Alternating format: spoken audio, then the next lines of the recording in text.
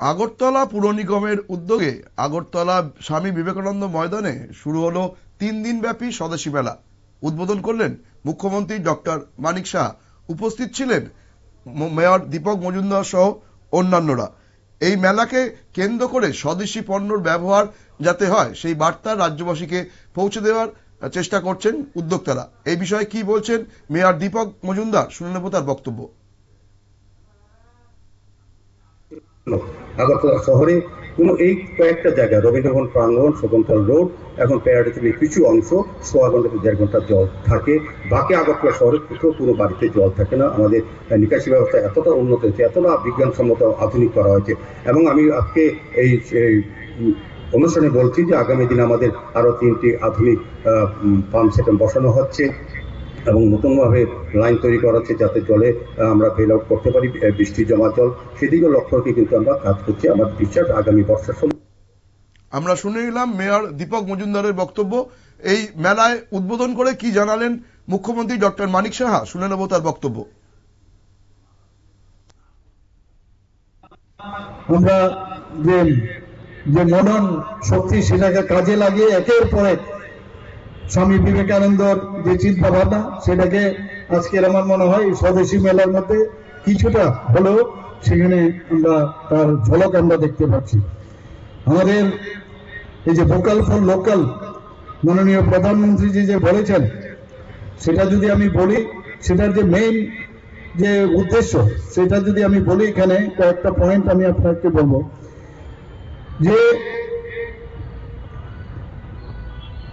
বলছেন যে to support indigenous products, artisans and local economic to achieve self reliance, যেটা আমি অলরেডি বলেছি, and economic growth, encouraging citizens to buy local goods, promote them and make them globally competitive.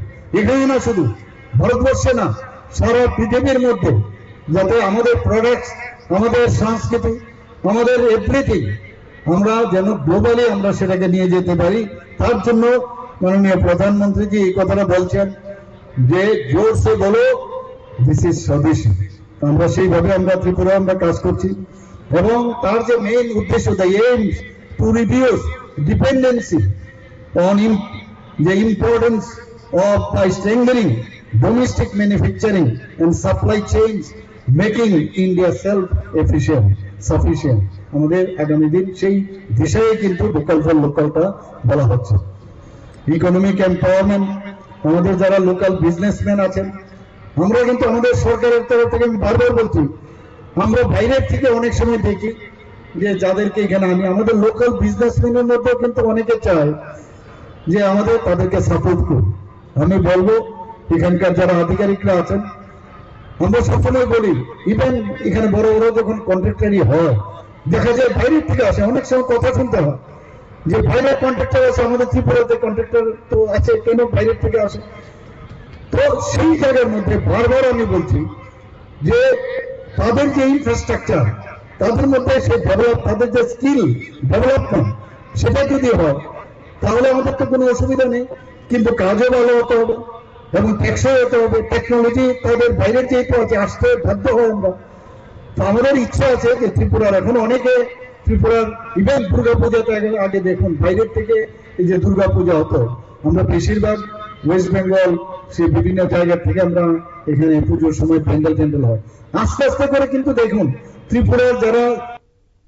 আমরা শুনে এলাম মুখ্যমন্ত্রী doctor মানিক সাহার বক্তব্য। তিনি জানালেন যে আস্তে আস্তে ত্রিপুরা স্বদেশী পণ্য ব্যবহার করছে এবং তিনি এই ব্যাপারে দুর্গাপুজোর উদাহরণ দিলেন। দুর্গাপুজোর প্যান্ডেল যে আগে পশ্চিমবঙ্গ বা অন্য রাজ্য থেকে ভাড়া করা হতো, সেটা এখন ত্রিপুরার মানুষেরাই নিজেরাই করছে। এইভাবে স্বদেশী পণ্যকেও তিনি দেশের তথা গোটা বিশ্বের সামনে নিয়ে যাওয়ার একটা প্রচেষ্টা এই ধরনের মেলা করবে বলেই জানালেন। আশা প্রকাশ করলেন আগামী দিনে এই ধরনের স্বদেশী মেলা ত্রিপুরা রাজ্যের বিভিন্ন প্রান্তে হবে এবং তার মাধ্যম দিয়ে প্রধানমন্ত্রী নরেন্দ্র মোদীর যে স্বপ্ন, ভোকাল ফর লোকাল যে স্লোগান তিনি দিয়েছেন, সেই স্বপ্ন সত্যি হবে। নজর রাখবো পরবর্তী খবরের দিকে। তার আগে নিয়ে নেব ছোট্ট বিজ্ঞাপন বিরতি।